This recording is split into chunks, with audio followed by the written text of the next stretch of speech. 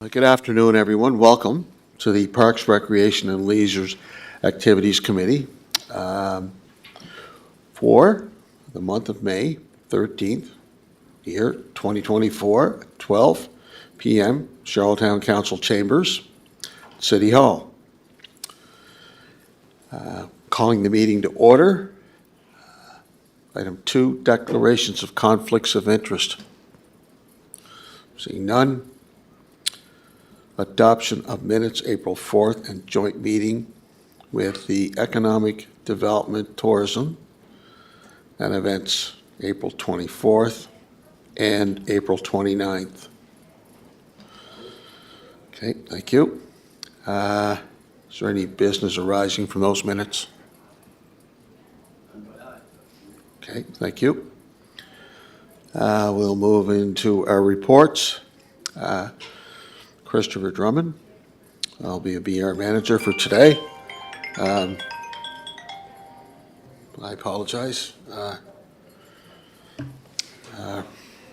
Reports. So our first report is to recognize Stu McFadgen within the Simmons Sports Center.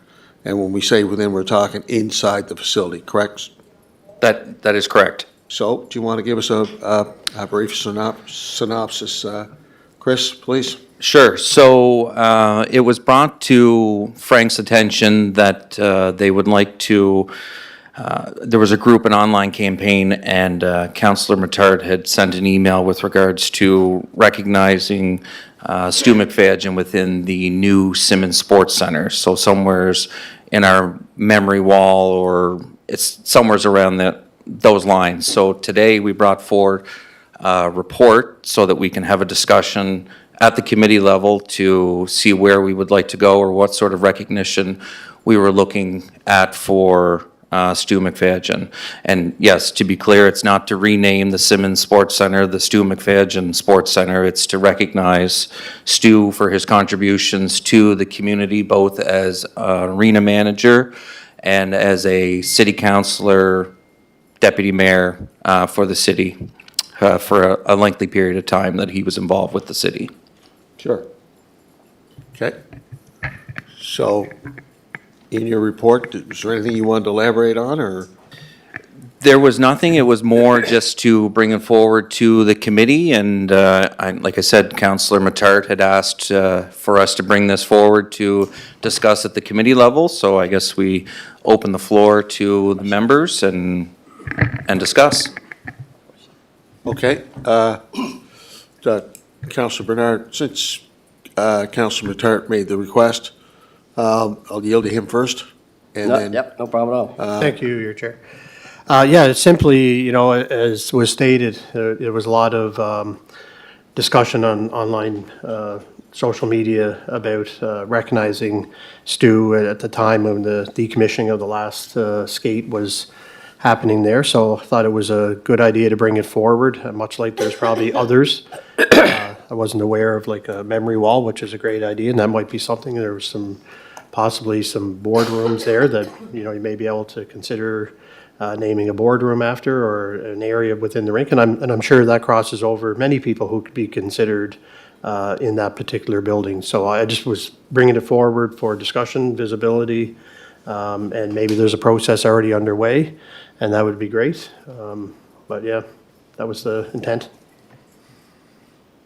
Councillor Bernard? Thank you. Yeah, I'm just wondering a couple of things. One, we did put together a naming policy for naming city assets, whether it's building, parks, so on. Does this fall under that? That's my first question. Does this meet the criteria for that? So I believe with that criteria for that naming policy, it has to do with if you're naming a park or if you're naming a facility after a certain individual. So potentially if you're looking at naming the rink ice pad or a boardroom or something, that if you're naming it that way. Yeah. But if you're just recognizing Stu with a plaque or something inside the actual entryway or the foyer of the actual arena, it wouldn't fall underneath that policy. It would just be that we would agree to doing something for him and his accomplishments and his contributions to the old Simmons facility and to the city and community as a whole. Okay, I thought we were looking to name, okay. So so obviously this is the conversation to see what's best to go down, or are you guys recommending that's the thing to do is put a plaque up and talk about the history of Stewie McFadden? I think that was part of the intent for that. Now, like I said, we're open to ideas if there's more that people want to suggest, and we can look at that and come up with a final decision. But I think that was sort of part of it. We were going to do some sort of art piece or history piece within the new facility to show the history of the old facility with pictures and different things. We've talked to the SPUD committee and different events that have happened and working with the planning and heritage departments. So this would just be another part of it as well, to recognize Stu So- within that. So I would be happy with that, although I would suggest that knowing Stewie as well as I did, and as we all do, and knowing how community person he was, and he loves community, we do have a community room. I think it's 2,400 square foot community room is going to be in the building, and it might be a suggestion to name that room the Stewie McFadden Community Room. But just a suggestion. Yeah. Mr. Chair? Thank you, Councilor Bernard. I think what we'll do is we'll bring suggestions here and then forward them back to the staff. And then we'll Sure. do an in-depth Okay. look at what the Yep. possibilities are, if that's okay? Yep, for sure. Just Just to follow up, a suggestion. Yeah. So, Mr. Chair, I think if we look at our policy for arts and culture, projects like this, I think we have to reserve or set aside 1%, do we not? Is that policy? So if you look at this project, arts aside. and culture, arts and culture. Okay. So it's a $36 million project, 35. So if you take 1%, that's about 350,000. And I just want to go back to what Councilor Bernard stated. As chair, when he was chair of Parks and Recreation, we're putting this all together in the early days.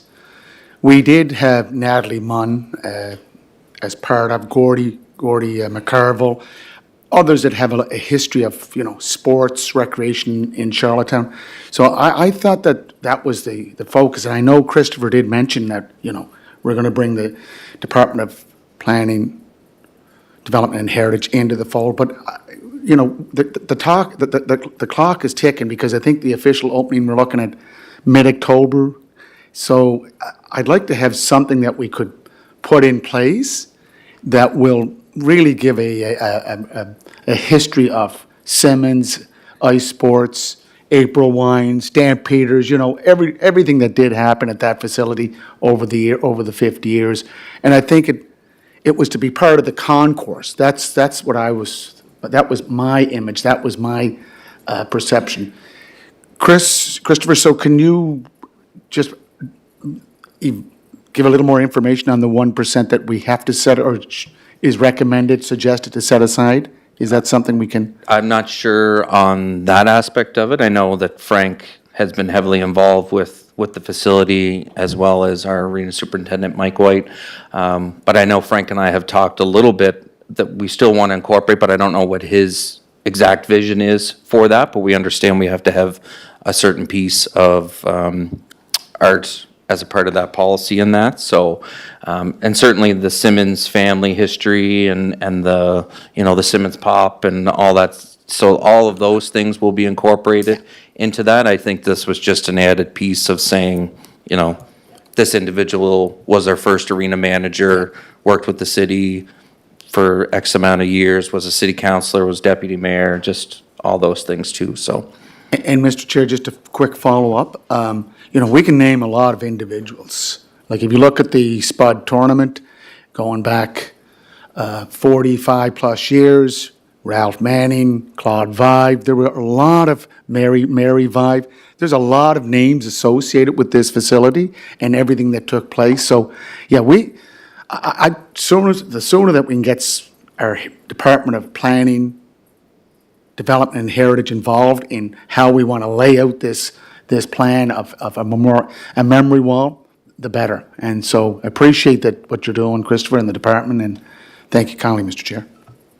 Thank you, and I'd like to add too, the make sure that we consult with Jack and Callie Simmons as well, because Jack has the history of the Simmons property. No one knows it better than Jack, I would suggest. So I think it's imperative that we open up the lines of communication with both those folks as well. So thank you, Christopher. I appreciate that. I'm not sure, Christopher, if we're ahead of schedule here for the No, second I item. believe our group, are you guys ready? Yep, so. they're ready? The next group is here, so, Okay. Well, that's great. yeah, wherever. We have, we are going to hear now a presentation from Sherwood Parkdale Rangers Soccer Club. We have two young gentlemen here. We thank you for coming.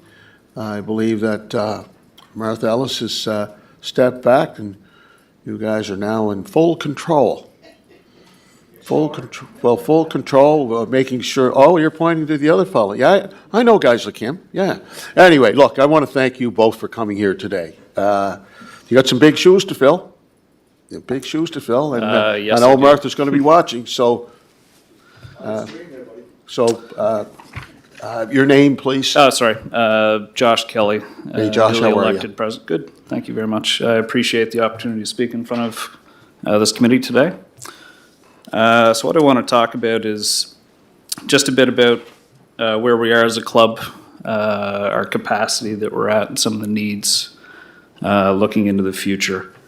I'm going to skip over some of this intro a little bit, as I like to get to the meat of the presentation about actual factual numbers. But the club itself being over 50 years old, and currently, if we move on to slide number 4. Apologies for some of the wordage in here that we didn't put pictures into. But basically looking at the field usage through the years. Our mini program, which is still currently at Mulberry Park.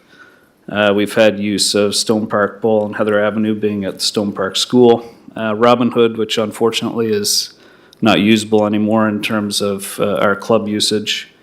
LM Montgomery, we haven't used within a club context in quite some time. Francois Biot being very similar.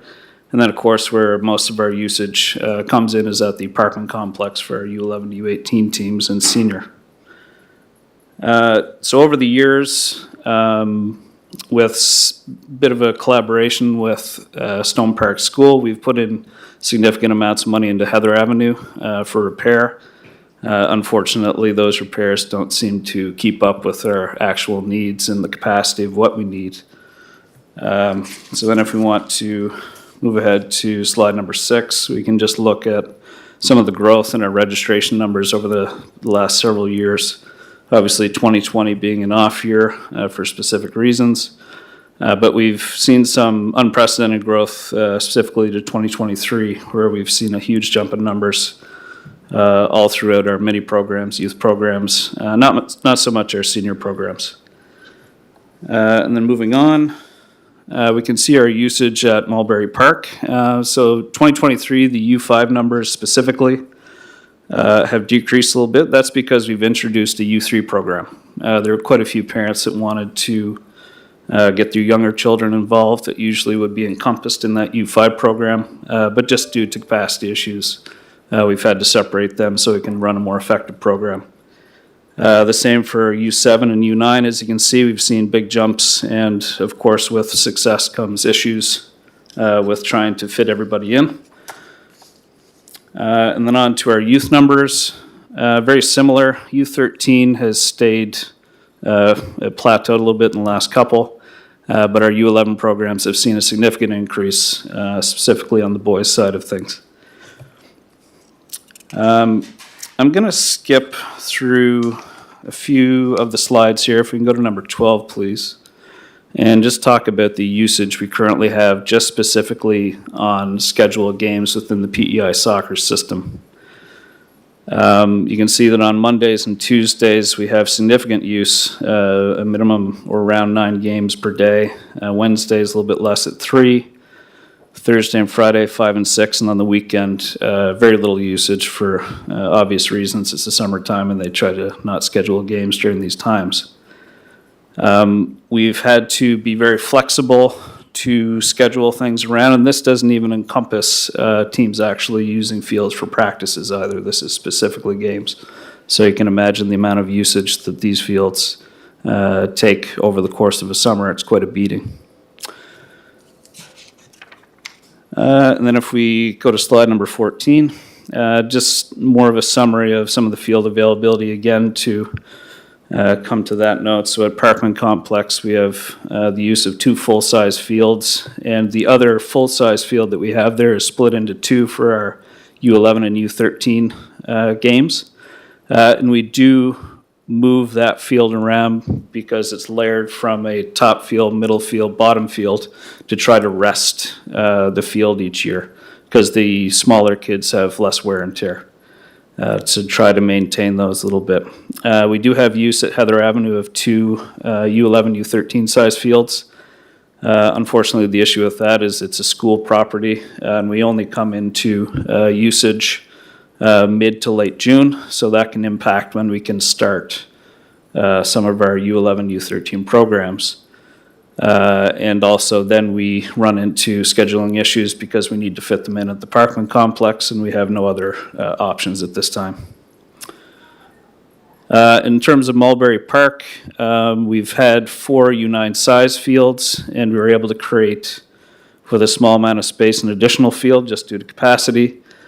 Unfortunately, with the introduction of the rink space, that has actually reduced what we have. So now really we have 3 U9 size fields and another mini field. So really that is taking a bite into the available field space we have at Mulberry Park. Additional programs that we do run, we do summer soccer camps, which are predominantly held at the Parkman Complex, nothing at Mulberry, as well as our U11 wrap-up tournament, which is a big revenue generator for us as a club. Then looking to the next slide, looking at somewhat of our current needs, speaking specifically at Mulberry Park. The fields aren't ideal, unfortunately, and as I talked about with the reduction in our available space, has become something that we've had to be very flexible with to try to fit in as much as we can.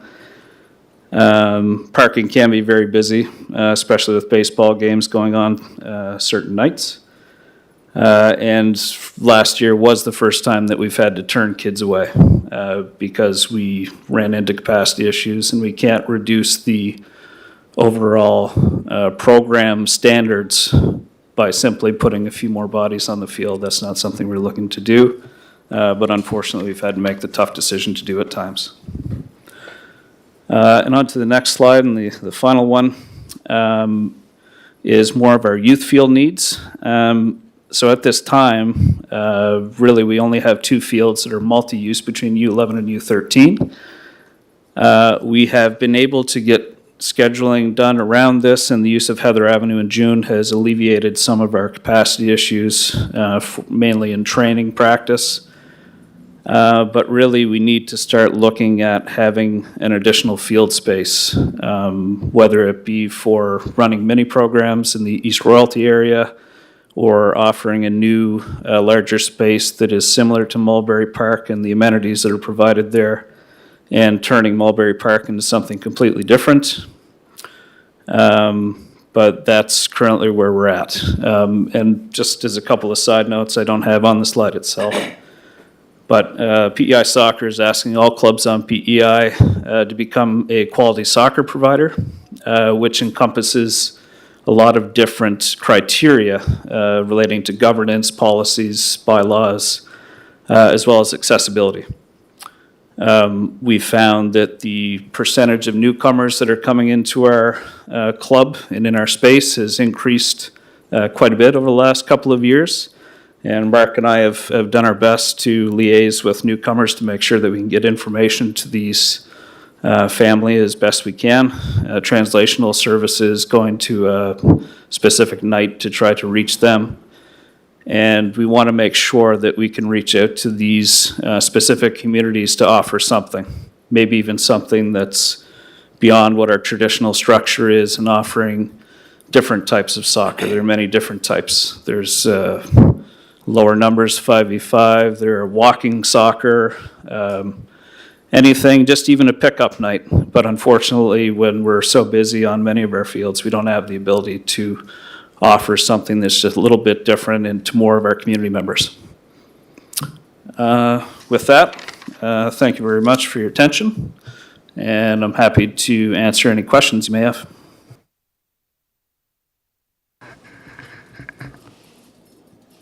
Sure. Thank you, Mr. Chair. Thank you, Josh, for that. And I guess we've talked about that in the Parks and Rec realm for the last couple of years. We see that soccer, not only soccer, baseball and rugby and some other sports that were kind of starting to fall behind, so we got to make some movement. I am curious, Robin Hood Field, and I know we didn't own it, Hambley's owned it, and you should let us use it. What's the change there? How come we're not able to use that?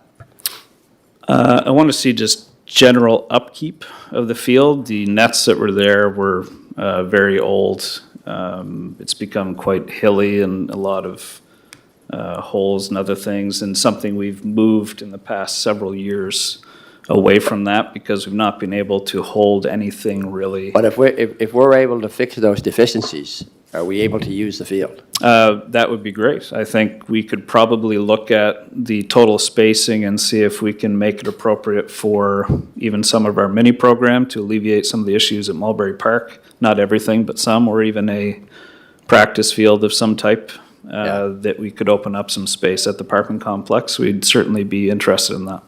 Okay, so that's good to know, because I think it's up to us to make it playable. I mean, Hamleys are good enough to give us the property to use, so at least that's something in the short term that can be done relatively quickly.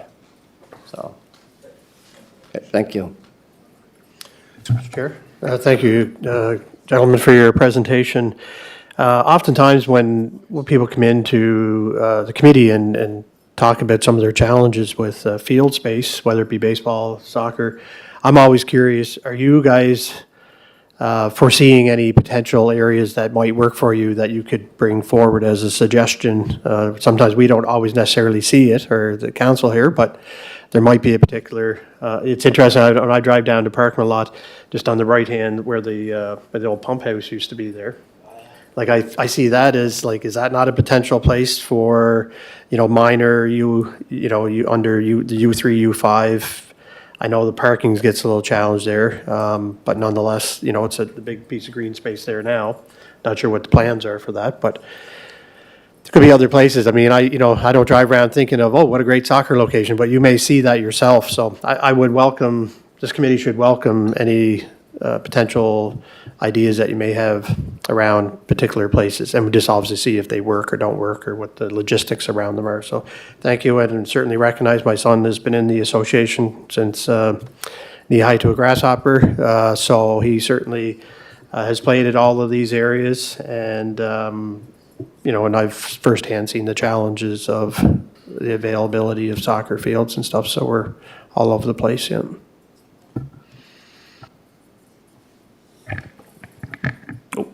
Thank you.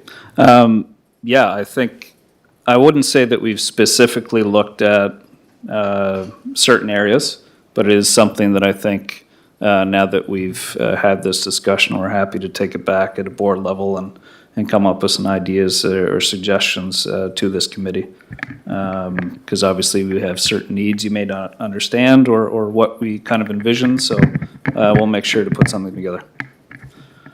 Mr. Chair, so Josh and Mark what? Call, C-A-U-D-L-E. Okay. Well, listen, Josh, thank you for the presentation. Josh, I'm just looking at Mulberry Park. Parking is very busy when baseball games are on, cannot accept more players at certain age groups. Now, we also have that multi-use outdoor venue that's used in the winter for hockey on Mulberry Park. Did that take away much space, or did you use that space for U3, U5 soccer? prior to that?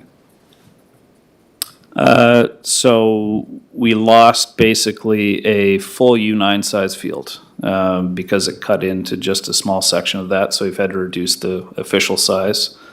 And no, we haven't used that multi-use space because it's not ideal for the programs we're running.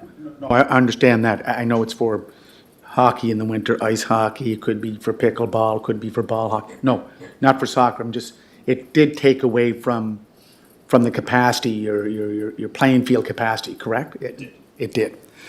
On the Robin Hood, that's just a fix-up that's required, correct, as was said. Heather Avenue, you stated that, did the club put money into it, or did we put money into it? And if it was the club, could you tell me how much money you'd put into it? So yes, we have.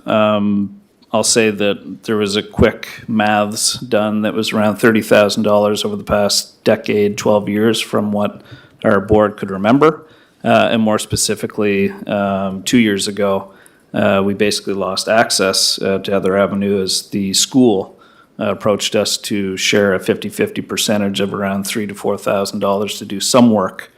I don't believe the city specifically has, I don't want to use the word collaborated because you've done a good job for us over the years.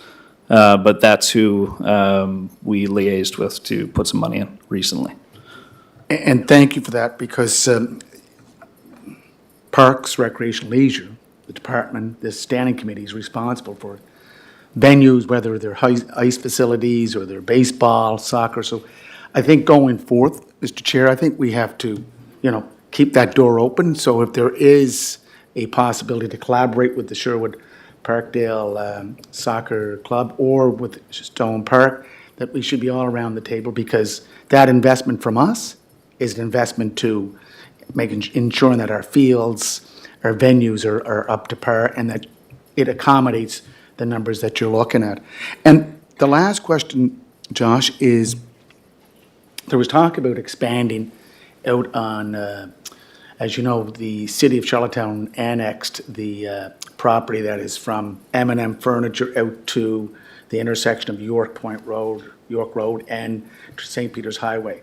So that development may take a little longer, because it's all new infrastructure, it's new roads, lights and so forth going in. So just taking care of Mulberry, providing like the parking issue. I know I've heard the parking issue has always been an issue at the park. Robin Hood, Heather Avenue, like, can we do more there? Like, is it possible to get another field there? Is it possible to get a field inside the bowl? Like, I'm just trying to to ensure that we have the capacity for your club. Just give it a minute, Josh. It'll come on there. Oh, there we go. So in terms of Heather Avenue, we're very much to the guise of what the school is doing. So in reality, we need to kind of follow their lead in a sense. And Mark can correct me if I'm wrong, but in terms of Heather Avenue specifically, there's no space to increase what is already there. And we do have access at a certain point. Stone Park Bowl is basically in disrepair. It's not good enough. And so Robin Hood, which is something that we have greater influence of use, would probably make the most sense in terms of short-term gain. Thank you, Mr. Chair. I just want to go back to Heather Avenue. You had mentioned in your presentation, Josh, that, excuse me, you're not able to get on the field till mid to late June. So I assume that's because the school's using the field? Correct. Has that always been the agreement, Chris? So who cuts the grass? Who looks after the field? So just to clarify also too, on that one point, the city did contribute funds towards the work that was done at Heather Avenue a couple of years ago. So it was kind of a third split that we had done with the school and with the soccer club. With regards to Heather Avenue, it is a school field. So the school board is responsible for the grass cutting. We have gone in at times to cut the grass on that field. And I know last summer that the club had hired a contractor to also come in and cut the field on a more regular basis because we're at the mercy of the school board and when they can cut the actual field. That field is used in the spring by Stone Park for their flag football programs. And then in the fall, it is used by Stone Park again for their soccer programs. So we will also line the soccer fields for the club in the summer as a practice venue. And then we also have that field lined for the school usage as well. Part of the issue as well that we have is a capacity to be able to do fields that are outside of the city's ownership. So some of these school fields that we use, like Longworth Field, Heather Avenue, in the past, the Bowl, things like that, we run out of the ability to be able to maintain those fields. We can't do maintenance plans and things on those fields because they're owned by the school board. We have to keep up with our own fields. So that's kind of part of the reason that Robin Hood has gone in a little bit of disrepair. I know that there's parking issues there. There's getting access to the field. It is very hilly. It hasn't been used in almost 10 years since I had taken on the role as program coordinator and did field scheduling, and it was mostly a practice field. So that's part of the issues that we have too, is we can't maintain the school fields. We need the schools to maintain their own fields. And then we try to keep our fields as best shape as possible. So, so I'm just, yeah, okay. I'm just kind of curious, because I know we've always had an agreement there. I know the ball we haven't used in years. I think my kids use it when they played, and they haven't used it for 10 years anyway, like you say. But I'm wondering why the school, they use the field during the day. We don't use it till the evening. So why can't we use it before June? Why can't we start with the soccer program? Because they're using it for their flag football programs after school. They use it for practice. After school? After school. Okay. Yeah. Okay, and they have different lines, obviously, the football and soccer. Yeah, they don't have lines on the field unless they're putting them on themselves for flag football. We don't line the Heather Avenue field for flag football, but their phys ed, their director of athletics with the school, they access that field for their flag football program after school. Now, I'm not sure if they're using it a lot in the evenings. That could be a possibility, but it's more geared towards flag football until their season's done mid-June, and then the soccer program starts over there. So Chris, tell me if I'm wrong, but so the flag football, does that use the same cleats as football? The flag football wouldn't use the same deep cleats, would they? Yeah, they still wear cleats, so they can wear soccer cleats or They football don't tear up cleats or the whatever. field like the football players would do, the flag football, would they? No, they're still running, throwing the ball, running after each other and doing the same. It's just not contact. Okay, I'm just wondering why we can't line the field for soccer, they're using it for flag football, why we can't work a schedule out to get some games there, or even practice games. Do Yeah, it's just a practice facility. It's not a game you facility. guys play games there? You used to when my kids were younger. Yeah, just during their soccer tournament that they would have games there. It's primarily used as a practice facility. Okay. Okay. All right, thanks. So, Mr. Chair, could I just ask, like, if we're looking at Robin Hood, obviously that's still owned by Hamleys. I thought that was green space instead of paying the 10%. So why can't we just take, like, that's a short-term remedy, fix that field up. I don't know how we can provide more parking. There must be somewhere where we can make parking available, but just, I think that's the request, is get that field up and operational, correct? Whether it's practice, games, and so forth. So let's move on that if we can and make it happen. Well, there was always, I mean, the parking's along the road and some of it's in the field. It was always there. It's just a matter of, it sounds to me like it's in disrepair, It is. so it's not safe to use. No. So let's- I think that's one quick fix, where if we can bring it up to par, at least they can do their practices there. And there wouldn't be I wouldn't think you'd have near the traffic, but you can schedule your practices there, and that eases up from some of the other fields. Okay, And I think with Stone Park, Mr. Chair, after school is usually till 4:30. I did flag football at Prince Street School, your old school. And so, if we can work out something in the evening with the school board, public school branch, I think, that's part of an outreach that we can do, whether we do it politically or bureaucratically.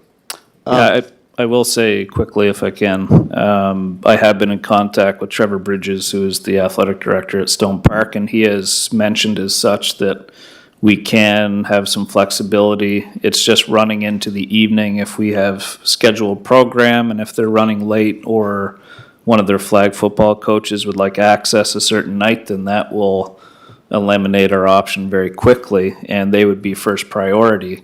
But that does exist. We've had the conversation about lining the outer part of the field to use. It's just we may run into some scheduling issues potentially. okay.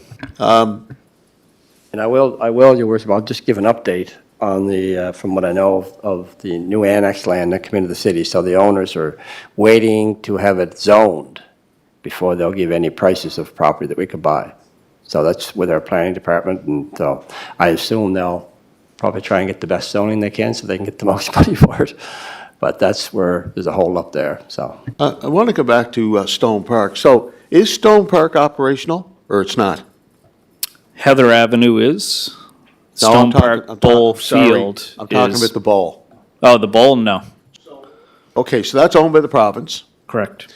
And so the province hasn't saw fit to do any revitalization of that venue? That's a wasted venue. Right? Yes, I would agree. Okay, so, excuse me. With some good suggestions here today at the committee level. I think we need to go with the political level. So what I'll do as chair of this committee, I will set up a meeting with the Minister of Education, take Mr. Drummond with me, and we'll have a session and we'll look at some of the options. I mean, that's a venue that's sitting there. That's been there for, 40 years? And why are we not utilizing that space? I mean, that's unacceptable from a Parks and Recreation perspective. So, having said that, some of the other suggestions that you made, our staff is here, Nancy McMinn is here, Mike White, they were taking notes. I know that department will take everything that was stated here into consideration, and then see what we can have for a plan for the short term, in-term, long-term. I want to ask you about your club. How many players are from outside of the city? Are they all city residents? They are not all city residents. I couldn't give you a specific breakdown, but obviously with the recent growth in East Royalty, and I don't know where the boundary limit exists, but that's where we're going to start to get significant numbers from in the future with all of the development in that area. I could tell you from Kids Sport funding, there's a lot. I could tell you from the Kids Sport grants that there's a lot of newcomers coming into the sport, a lot, and most of them live in Charlottetown. Sorry, just a quick addition as well is within our district, which is Stratford, which we don't deal with until the higher age groups, but North Shore, we take on their kids beyond their mini program predominantly. They don't really have many U11 and above teams, certainly not U13 and above. They sometimes have U11 teams when they can form them. So we do get a lot of those kids that continue on their soccer journey with us. And Mr. Chair, could I just make one recommendation? If you're going to invite the Minister of Education, the MLA from District 11, I know Susie Dillon has been pushing for this also. She should be there too, because she has been a past member of, I don't know, the Sherwood Parkdale Soccer Club, but definitely Stone Park and the sports they've played. So I would extend it to her to ensure that the MLA from the area is. Right now, just want an initial meeting. We'll expand on that. Well, we'll expand on that. I've talked to Susie Dillon as well. But it really troubles me that you know, you have the bowl at Stone Park just sitting there. That just blows my mind. They've That's offered- that's not being utilized. So we need to have those discussions. I want to thank you two gentlemen for coming here today. I think this was a very informative session. This will be the first session of, I think, many. And please take our best wishes back to Martha. You know, she's done a terrific job with the Sherwood Parkdale Rangers Soccer Club, and it's her spirit that's been the drive for the program. So is Martha now, she's past president now, She is, yes. or she stepped away altogether? She's there as consigliere, we'll say. Part of the old guard. Yes, absolutely. No, she did a fantastic job along with the late Paul Evoy and a few other board members that have Yeah, left this yeah. club in a very, Gallison. very good shape. Chuck Gallison as well. And we just, yeah. So we're trying to continue that era of success and move forward. So thank you very much to everybody for Thanks, today. Josh. Appreciate it. Thanks, Josh.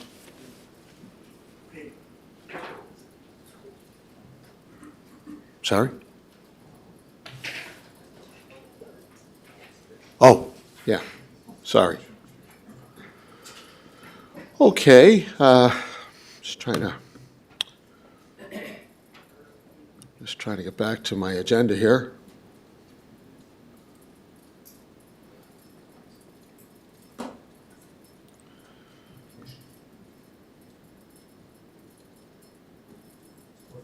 Simmons Sports Center Commission Services, attended. Yeah, just want to get back to it. Okay. Item C, request for proposals award for Simmons Sports Center commissioning service. Christopher, I think that was a basic premise for today's meeting. Correct, yeah. So this is for the RFP, the awarding of the RFP for the commissioning services so that we can bring this company on to start the process so that when we're ready to open, we make sure that everything is working the way that it's supposed to.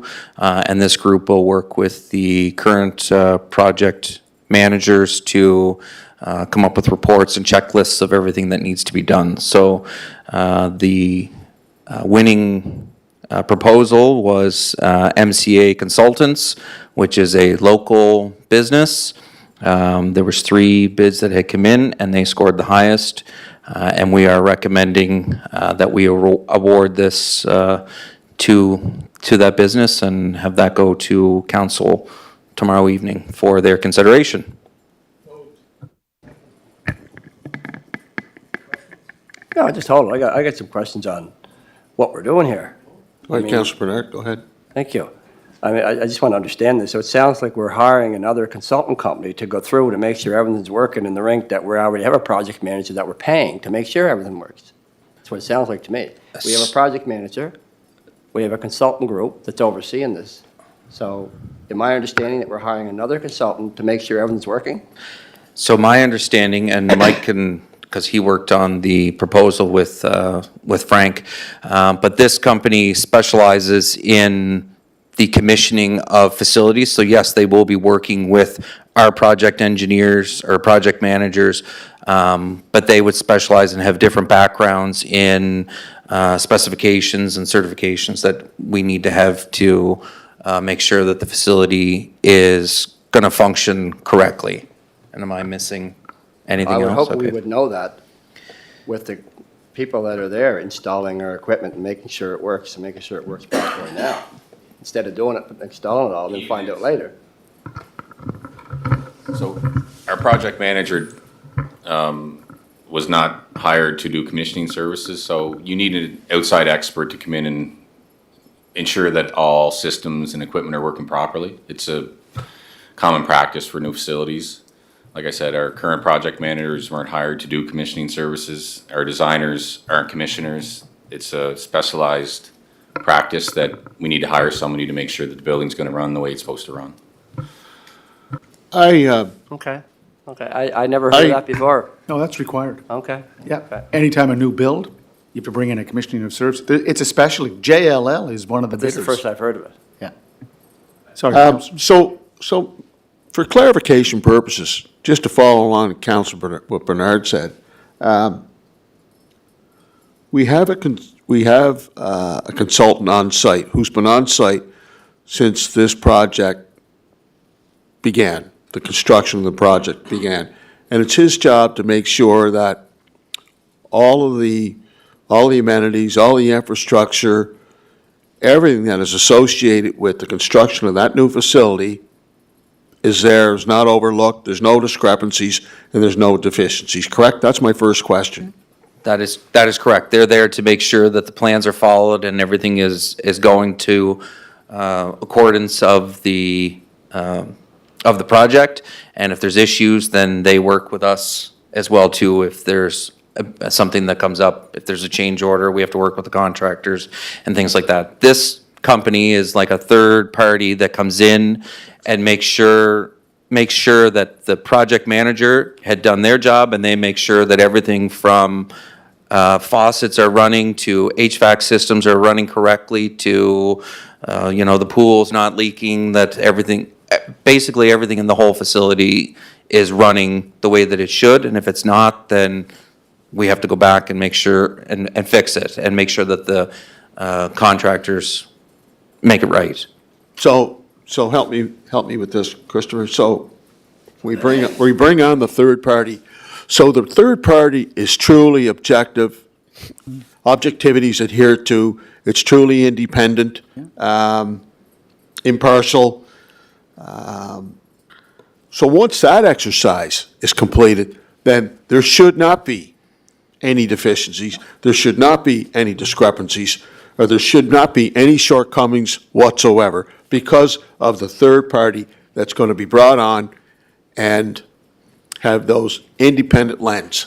Nothing is 100%, but yes, that is our intent, and that is the hope that when they inspect everything, that it would be working the way that it's supposed to, and if it's not, then we would have to go back and address it to make sure that in the end, when the facility opens, that everything is running correctly. And then next summer, they would have to come back and ensure that the pool facility and all those operations are operating, because we won't have the pool open this year, so they'll have to come back for next year. Okay, just a follow-up question. With the consultant that's on site now, has there been, since the construction of that facility began, has there been any change orders? Has there been any discrepancies or deficiencies that did have to be addressed? Of course, there's always change orders that happen with the facility. I don't know specifics of everything that had to be worked out, but there's always something that potentially is missed or that was missed, but things have been running smoothly as far as I understand. But yes, there has been change orders issued for different aspects of the project. Thank you. Mr. Chair, Yep. commissioning services, most cases, is incorporated in a contingency fund. I think this was outside of what was budgeted, so that's why it had to come to us. But when we did the new facility out on Brackley Point Road for Parks and Recreation, Water and Wastewater, there was a commissioning service that was completed by, I think, MCA. When we did, if you go back to 2004, when we opened Kerry, there was a commissioning service. It's part of the construction requirements that they come in and check off all the boxes.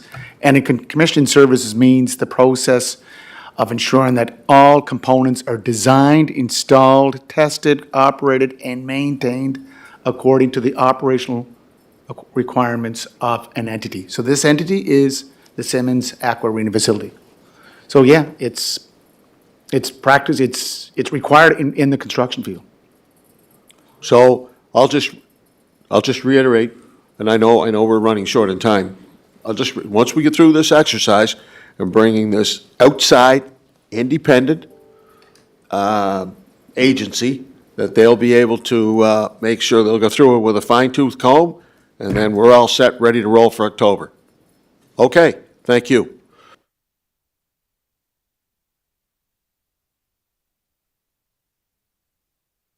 All in favor?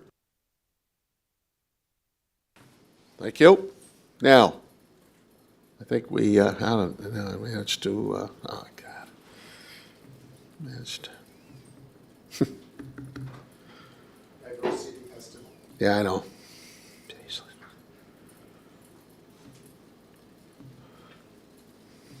I'm trying to.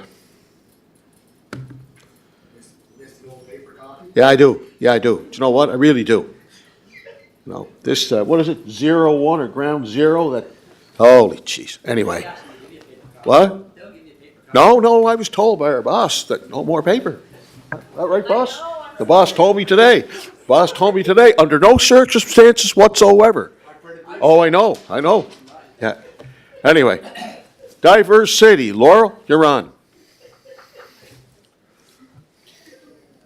The boss told me, no. So this request is coming forward to the committee as I guess as an information, but also just to make sure that you are aware, Diverse City is asking to move their event festival this year from their past location on Queen Street to Confederation Landing. And it's to take place on Sunday, June 23rd, so it will not interfere with the same time or anything with the farmers market that's taking place at the Confederation Landing. And yeah, that's the information is in the package here. Yeah, thank you, thanks for taking it here. Yeah. Any questions for any the comments yourself? relocation? Pardon me? Any comments yourself, Mr. Chair, that it's coming? I don't know, dude, you're pretty good at moving motions. Well, you like moving motions at the committee level and then telling the community at large I had nothing to do with it. So, can I just ask? That's what he says, Terry. Can I ask, Mr. Chair, can I just ask Christopher about was this push triggered with the farmer's market, or is it was something they always wanted to do? I think Laurel can speak to this because she has dealt with the organizers of the actual event. And just a second part to that, Mr. Chair, if that's the case, we did have Victoria Row, Queen Street, so is the space, considering the size of the area of Confederation Landing, is it large enough, or is it big enough, or do we need more partners to work with the diversity that's Peaks Key or Founders Hall? I'll just direct that question to Laurel. Okay. Through the chair, so in terms of the size of the site, Mark Carwell is the project manager for Diversity on behalf of URSA. He has been down. We've taken a lot of measurements and he's laid out the site and does feel that it is sufficient to meet the needs of the event for this year.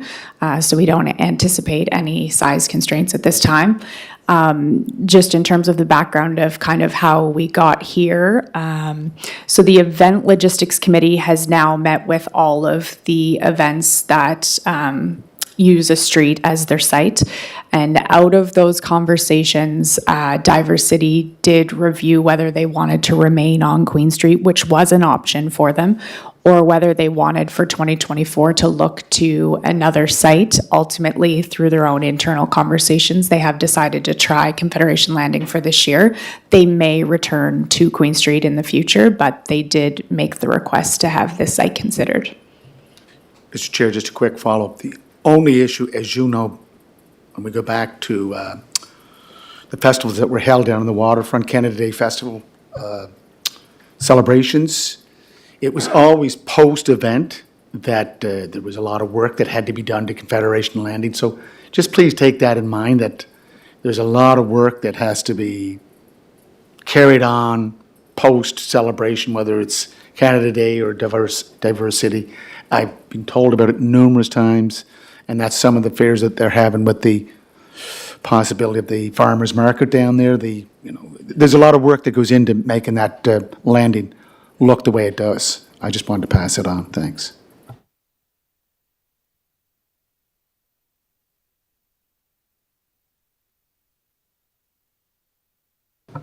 No, I don't believe so. Just information purposes that we're moving there. Okay, thank you, Laurel.